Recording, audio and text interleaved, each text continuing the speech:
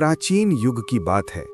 हिमालय की दुर्गम घाटियों में महातपस्वी अत्रेय नामक एक ऋषि कठोर तपस्या में लीन थे। वर्षों तक उन्होंने अन्न जल त्याग कर केवल एक ही प्रार्थना की, हे देवताओं, मुझे ऐसा वरदान दो कि संसार में कोई भी शक्ति मुझे पराजित न कर सके। उनकी तपस्या से तीनों लोक कांप उठे। अग्नि शांत हो गई, वायु थम गई और अंततः ब्रह्मा स्वयं प्रकट हुए।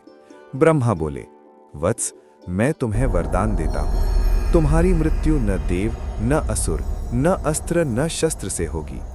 ऋषि अत्रेय ने नतमस्तक होकर वरदान स्वीकार किया, पर यहीं से विनाश का बीज बोया गया।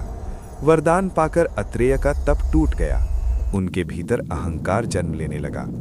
अब वे स्वयं को धर्म से ऊपर समझने लगे। जो उनकी आज्ञा न माने वह दंडित होता। राजा, प्रजा, साधु कोई भी सुरक्षित न था।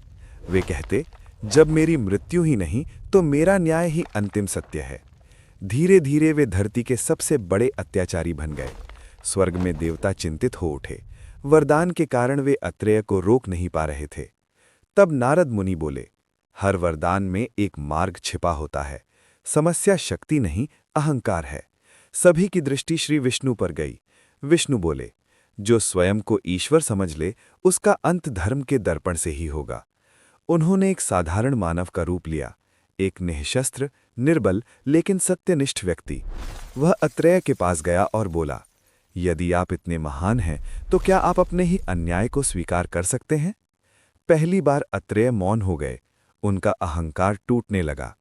क्रोध में आकर अत्रेय ने उस मानव पर हाथ उठाया, लेकिन जैसे ही उन्होंने अन्याय स्वीकार किया, वरदान की शर्त टूट गई, क्योंकि वरदान उन्हें दूसरों से नहीं, स्वयं से बचाता था।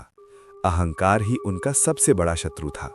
क्षण भर में उनका तेज नष्ट हो गया और वही तपस्वी जिसे अमरता का वरदान मिला था, अपने ही कर्मों से भस्म हो गया।